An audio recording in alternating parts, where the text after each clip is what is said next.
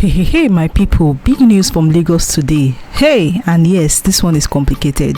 The headquarters of Nestoil Group, this particular tower you are seeing on Akin Adesola Street, Victoria Island, Lagos, the iconic tower of one of Nigeria's most respected indigenous firms, is now under state possession.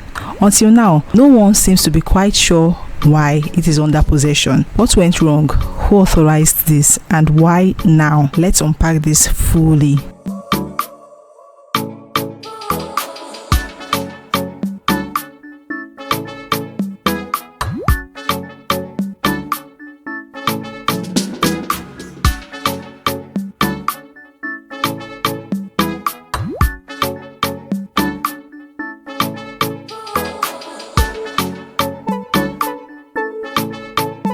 So now the big question is, who truly owns Nestoil and what do they do? The building in question is the Nestoil Tower, sometimes called Nestoil Towers, located at the intersection of Akin Adesola and Saka Tinubu Streets on Victoria Island in Lagos. The firm behind the tower is Nestoil Group, incorporated in 1999 and described as Nigeria's largest indigenous engineering, procurement, construction and commissioning company in the oil and gas sector.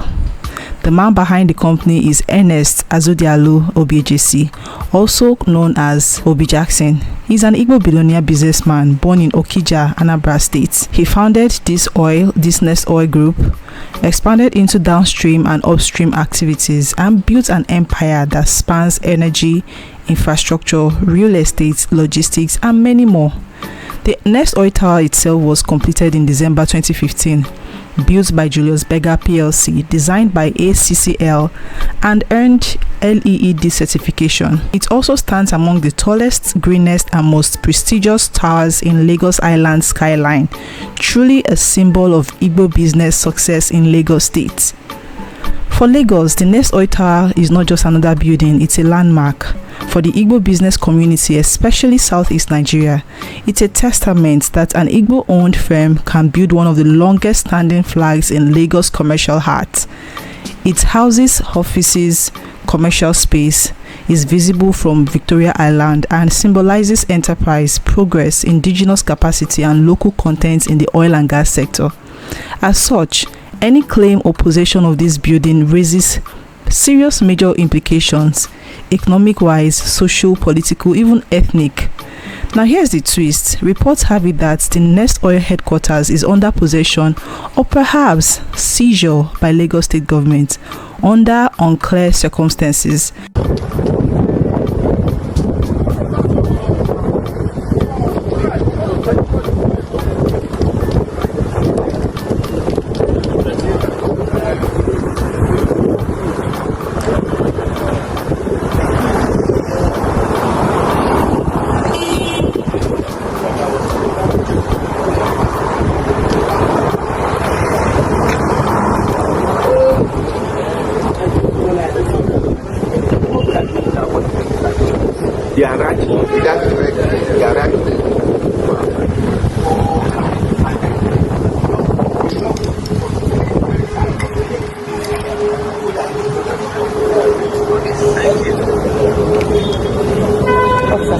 So I won't put in the picture of the video. Thank you.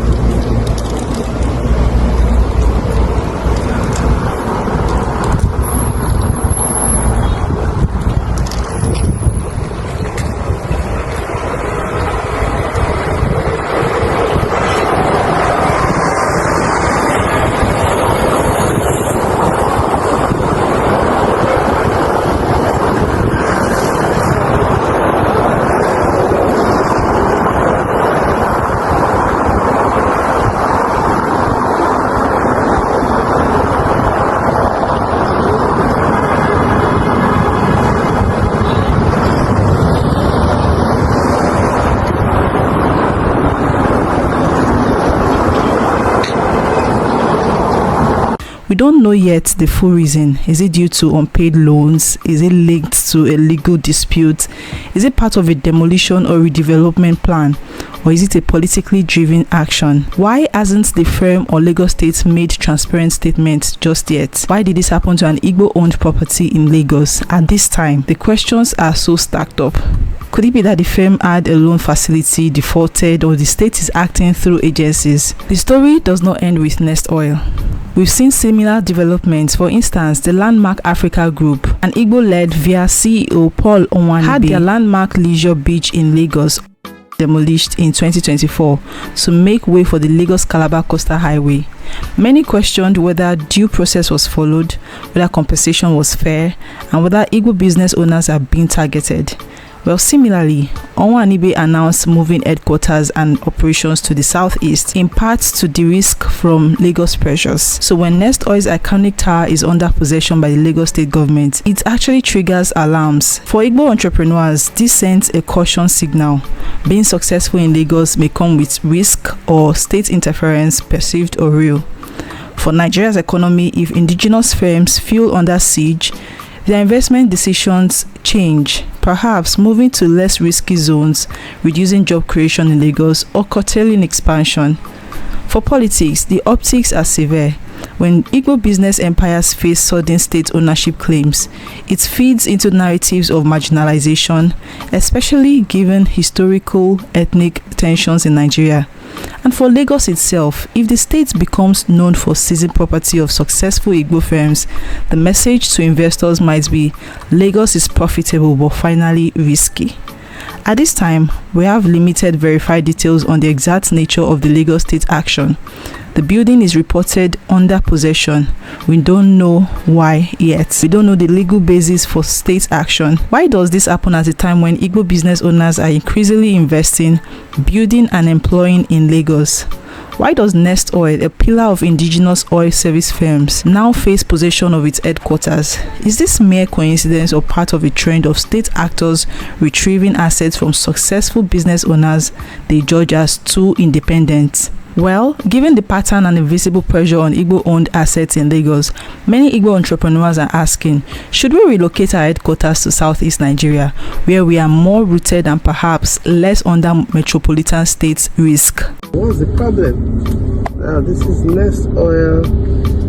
I'm wondering what it is. All possession taken by court, policemen all over the place. What's going on here?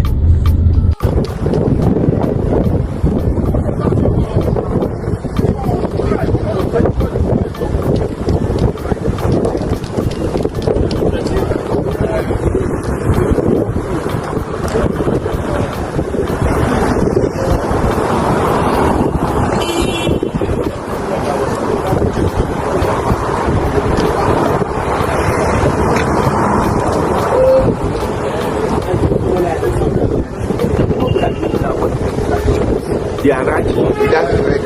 Garage.